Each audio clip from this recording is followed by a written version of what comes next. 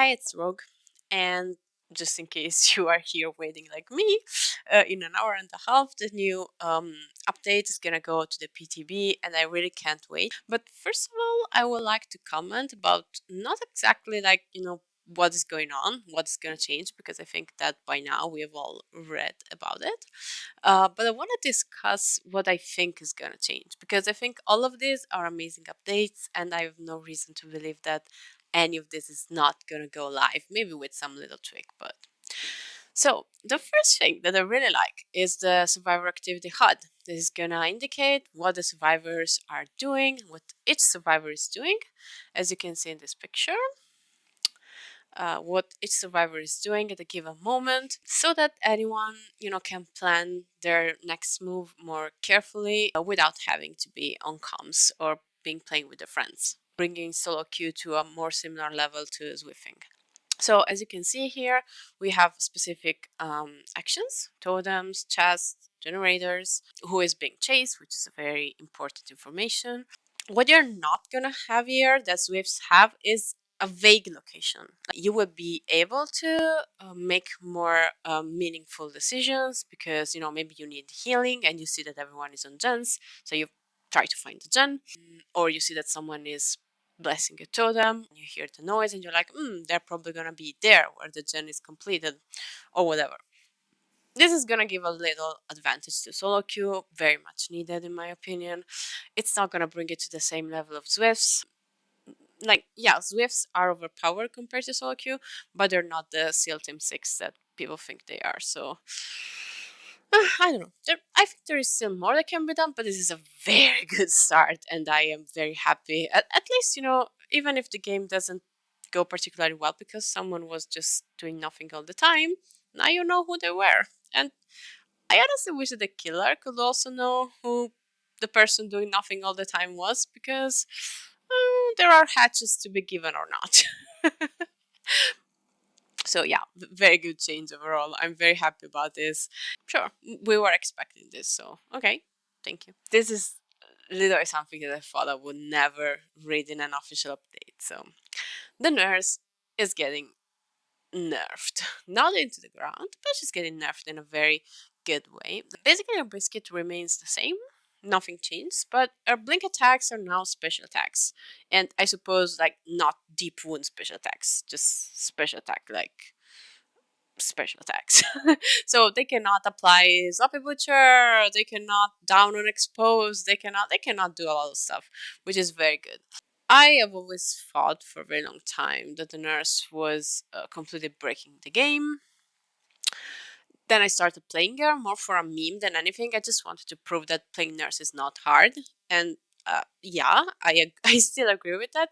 But I also think that an average nurse, like a normal nurse, like not a god nurse with like 10,000 hours in the game, has some form of counterplay. And even more important, while other killers can prolong the game to consume the map resources, nurse cannot. The resources you can use against nurse in the first minute of the match are the same resources that you can use after 30 minutes, because line of sight is not gonna get destroyed by anything. So uh, I don't dislike her base kit. She's still very strong. Her base kit is very strong. It's not incredibly punishing. Like, it's a risk, very high reward.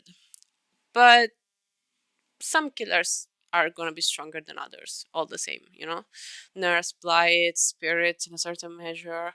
Uh, there are killers that are gonna be very weak, there are killers that are gonna be very strong. And for whoever, says like, oh yeah, but nurse can get you through walls. If she's very good, she can end chases in like 10 seconds.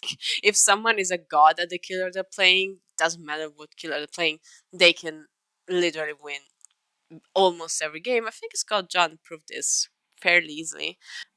If someone has like 8,000 hours in the killer they're playing, like, they're gonna get you. Believe me, they are. So almost all the perks that made nurse extremely, extremely oppressive and like really frustrating to deal with are not gonna be viable on air anymore at all.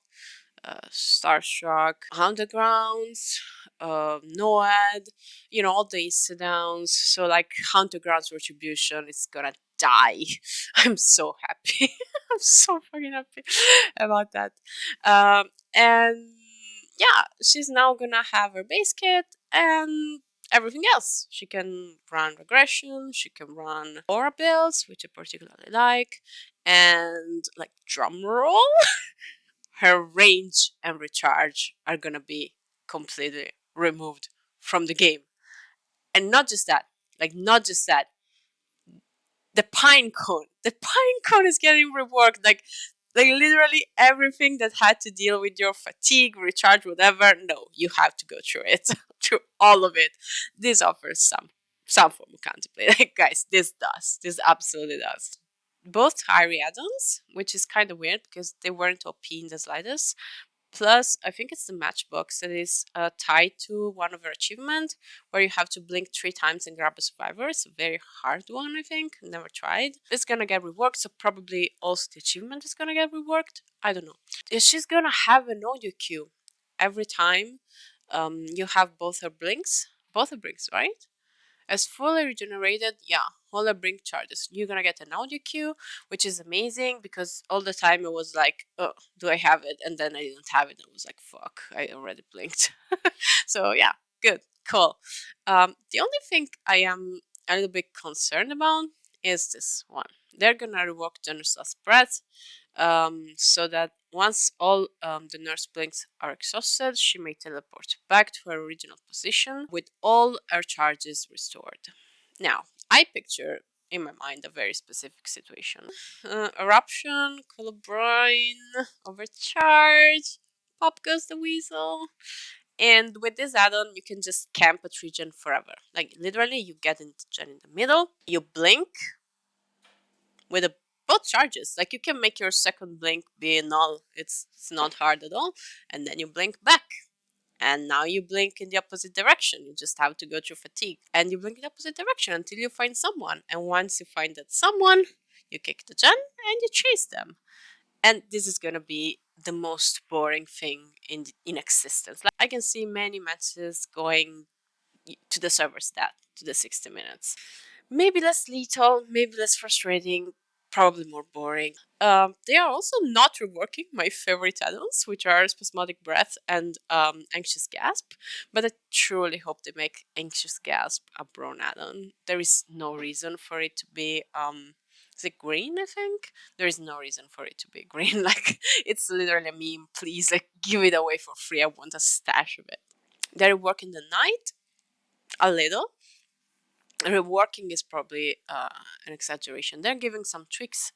Your ability is not going to be as visible and audible by survivors the longer it gets, because basically they want you to play night in a more creative way and just zone out survivors in weird ways. But the point is that, in my opinion, you can make this as creative, as fun as you want, but if I see a knight placing down his guard, I'm just gonna W key away to the other side of the map. The longer it takes to him to make this, the farthest away I'm gonna be.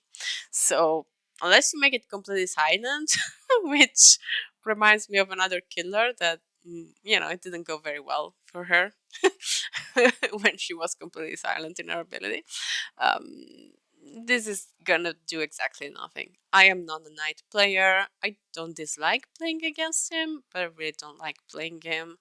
It feels super boring. I'm really sorry. He had potential, in my opinion, but in the end, we always find a way to only play things in the most boring way possible, because it's the most efficient too. So, yeah.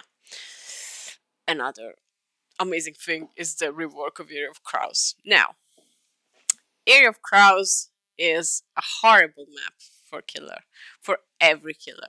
The only killer where I like-ish it is Spirit, because it's extremely easy to follow scratch marks on it, and the place where the survivors are gonna be are almost always in like a general line of sight. But on any other killer, Area of Crows is pain. It has extremely strong ties or connected to each other. It's very hard to main game loops that size. It can happen, like the survivors camp pallets, whatever, but it's extremely hard. The main building is very weird, pretty strong. It's usually chained to very strong tiles. you can easily end the game with like 1 kill or even 0 hooks, even if you're good, because the survivors, like, literally all they have to do is playing super safe. The map is incredibly big, so it's not even easy to switch target. It has some nasty regions, and survivors tend to regen there, but it's always very frustrating to play on your Crow as killer. And it's gonna get reworked. So the map is gonna become a square. It's gonna be smaller. The stronger tiles are gonna be moved away from main building and shack. Oh, and there are also gonna have like grass and stuff to hide traps, because yeah, playing hag on this must have been extremely fun. So yeah. I see this style already. It looks good. I like it. It's pretty. The loop seems fair. It's not like immense. I like this. I I mean, for what I can see, I like this challenge tracker. That's gonna help you know how much you have progressed towards your challenge, which is very good. It's really gonna help with your hardest challenges. So I'm very happy this exists. And you will also be able to explore freely the menu, the archives, the challenges while you wait in queue. Finally. Thank you. This is amazing. Really, really thank you. Okay, this is a thing I have mixed feelings about.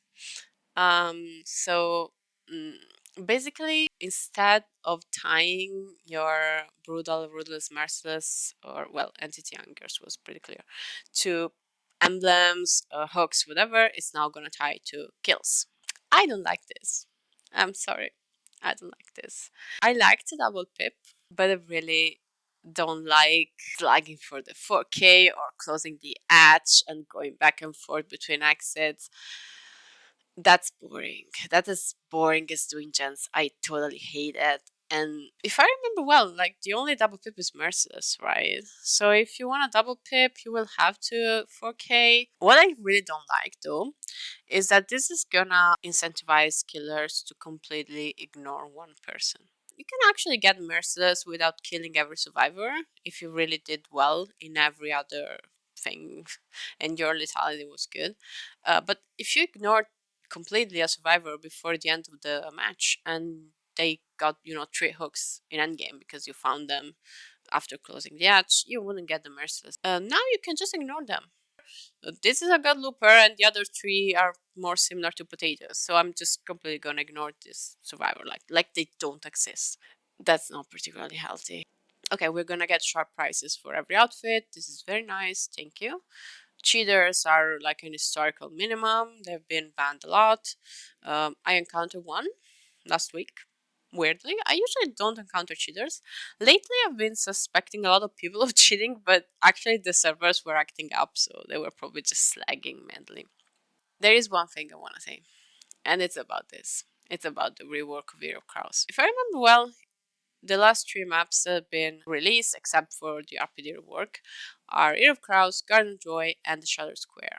Ear of Crows is appalling, Garden of Joy is terrible, and I think that Shadow Square is literally my most hated map in the entire game. There are reasons for this. I know Shadow Square is not been talked about here, but since they are working Gear of Crows, which suffers from just a fraction of the problem of Shadow Square, I just want to talk about it a little. Shadow Square is ginormous. I opened this on the side because I want to show you. Ear of Crows is 156 square tiles, which is the measurement unit. The Shutter Square is 168. It's the same size as Green Pantry, Torment Creek, and Blood Lodge. But what's the difference? Torment Creek and Green Pantry are gigantic maps with a lot of space between the tiles. So they are very good for pre-leaving the gen and holding W. But once you get the survivor, you usually get the survivor. They will make it to a good tile, like one good tile. And if you play well, you're gonna down them. So yeah, they're big. Yeah, they're hard to play. The visibility on Green Pantry is terrible, by the way. But they are not that hard. Like, you can do that. Like, if you can play the game in a way that surprises survivors, like if you're a stealth killer or if you try to, get them in a dead zone, create dead zones, that's possible. You can still win the game as an M1 killer. Blood Lodge is probably a bit harder, but it's still a fairly balanced map. Like Azeroth is overall kind of a balanced realm, in my opinion. Shadow Square is gigantic and it has like an abysmal number of loops, all connected, very well connected between each other, almost all of them. Very strong edge maps with very strong tiles. And most importantly, there is no line of sight breaking. So you're gonna have like the easiest time of your life as nurse. Like, yeah, the map is a little bit big, but besides that, you're gonna see the survivor like all the time. But if you're a Ghostface, a Myers, a Legion, uh, even with Spirit, the problem with this map as Spirit is that the loops are so safe and so angled that the survivors are gonna know which side you're coming from. Like you can't mind game like you do with a long wall jungle gym, for example. They are all angled in a similar way to Shack. Even with the pallet down, Shack is basically laid down in a way that the survivor, if they have earphones, will always know very well if you are inside or outside the shack. And Shadow Square suffers from the same problem. Now, if this is like one tile, two tiles, three tiles in the entire map, this is fair. This gives Spirit counterplay. But if it's every tile, you can't mind game any of them. They're all angled in a way that the survivor will always know where you're coming from. The loops are not mind gameable at all. You can see every side of them, like the loops in Gideon, basically. But the difference that Gideon is very small. Uh, yeah, this is where Gideon stands. 142 square tiles. It's one of the smallest maps. But like Shadow Square is gigantic, has strong loops, all connected with each other, non-mind gameable, with visibility. Like, what is an M1 killer to do? Like, what do I do there as Ghostface? They're gonna see me coming from the other side of the map. I, I'm gonna be revealed like 100% of the time. There is nothing I can hide behind. I really hope they address Shadow Square because it's terrible. It's worse than Kind of Joy, and I'm saying everything, but that said, I'm looking forward to this PTB that is now gonna come in, I suppose, an hour. And yeah, probably it's gonna be already out when I will be posting this video. So I guess I'm gonna make another with my impressions after the PTB. Have a good day and have fun in the PTB too. Bye.